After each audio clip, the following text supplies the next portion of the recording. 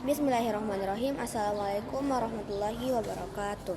Perkenalkan, nama saya Muhammad Hairi. Saya dari kelas 8 Arof. Di sini saya akan mempresentasikan infografis yang telah saya buat, yang berjudul Beriman kepada Nabi dan Rasul. Sebelumnya, apa sih arti dari iman kepada Nabi dan Rasul itu? Sekarang saya akan menjelaskannya. Iman kepada Nabi dan Rasul adalah membenarkan bahwa Nabi dan Rasul merupakan utusan Allah Subhanahu wa Ta'ala. Jika salah satu diingkari, orang tersebut tidak termasuk golongan orang yang beriman, seperti firman Allah dalam Quran surah Al-Fat ayat 13 yang berbunyi, "Wa man lam yu'minu billahi wa rasulihi fa inna a'tadna lil kafirina sa'ira," yang artinya, siapa yang tidak beriman kepada Allah dan Rasulnya, maka sesungguhnya kami telah menyediakan untuk orang-orang kafir itu neraka syair yang menyala-nyala. Quran surah Al-Fat ayat 13. Dari penjelasan ayat tersebut dapat dipahami bahwa kedudukan iman kepada Rasul sama pentingnya dengan rukun iman yang tidak lain menjadi penentu seseorang disebut mukmin atau tidak. Selanjutnya, nama-nama Nabi dan Rasul. Allah Subhanahu wa Ta'ala telah mengutus beberapa Nabi dan Rasul sebelum Nabi Muhammad SAW. Di antara mereka ada yang Allah Subhanahu wa Ta'ala ceritakan dalam Al-Quran, adapun yang tidak diceritakan dalam Al-Quran.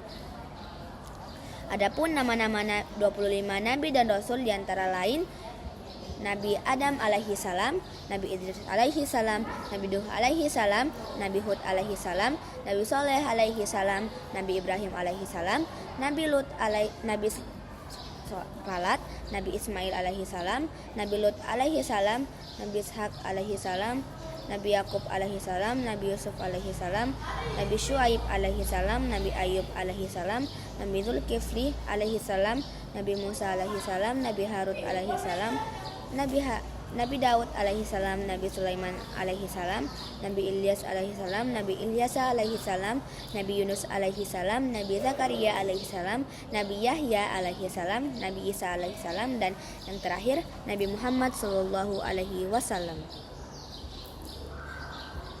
Di antara 25 Nabi dan Rasul, ada Rasul yang dijuluki sebagai Ulul Azmi. Ulul Azmi, apa sih itu Ulul Azmi? Ulul Azmi adalah gelar para Rasul yang memiliki ketabahan dan keteguhan yang luar biasa. Rasul Ulul Azmi artinya Rasul yang teguh pendirian dan tabah dalam menghadapi berbagai masalah ataupun rintangan ketika menjalankan tugas atau menyampaikan wahyu kepada umatnya. Nama-nama Rasul yang menggelar Ulul Azmi. Yang pertama, Nabi Nuh alaihi salam.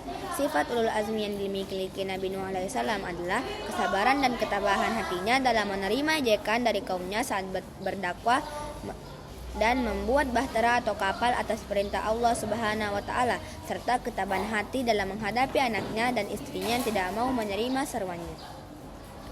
Selanjutnya, Nabi Ibrahim alaihi salam. Kesabaran dan ketabahan hatinya dalam menghadapi ayahnya yang tidak mau beriman kepada Allah Subhanahu wa Ta'ala. Di samping itu, Nabi Ibrahim alaihissalam tetap melaksanakan perintah Allah Subhanahu wa Ta'ala dengan lapang hati untuk menyembelih anaknya yaitu Ismail. Bahkan Nabi Ibrahim alaihissalam tetap tabah dan sabar saat dibakar api oleh Raja Namrud. Yang ketiga, Nabi Musa alaihissalam. Keberaniannya dalam menghadapi Raja Fir'aun yang berjiwa musyrik dan zalim membuatnya dijuluki sebagai Ulul Azmi. Di samping itu, Nabi Musa alaihissalam selalu tabah dalam membimbing kaumnya yang banyak bertanya mengenai ajaran yang didakwa olehnya.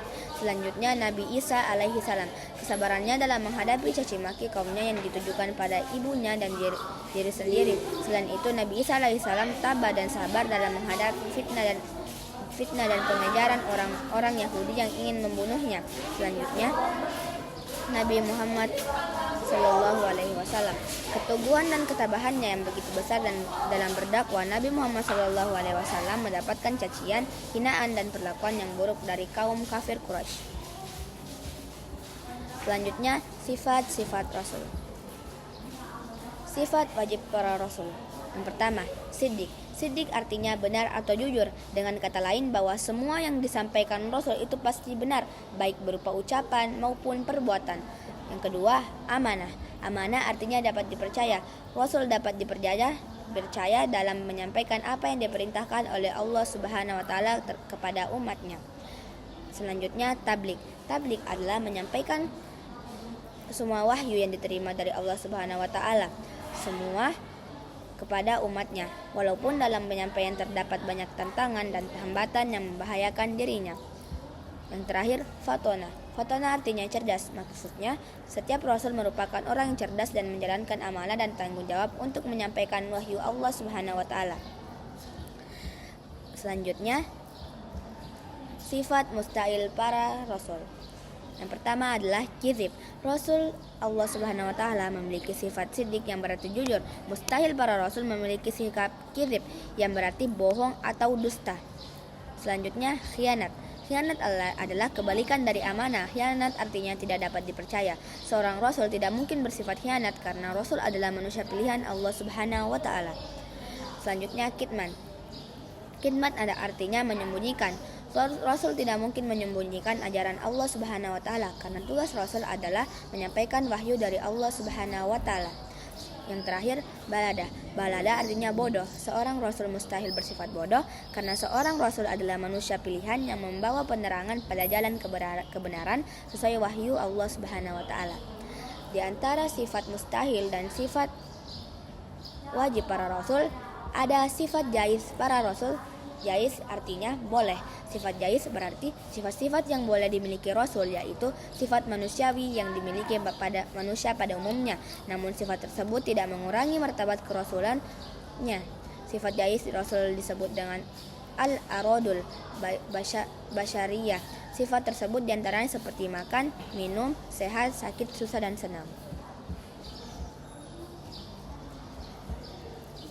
Hikmah beriman kepada Rasul Allah Subhanahu wa taala. Yang pertama, menambah sempurnanya iman. Kedua, terdorong menjadi Rasul sebagai pedoman hidup. Adanya motivasi yang mengikat untuk senantiasa berperilaku baik, memiliki teladan dan penututan dalam kehidupan, dan lebih memahami dan sadar akan tugas sebagai hamba Allah Subhanahu wa taala. Mungkin cukup sekian dari saya. Wassalamualaikum warahmatullahi wabarakatuh.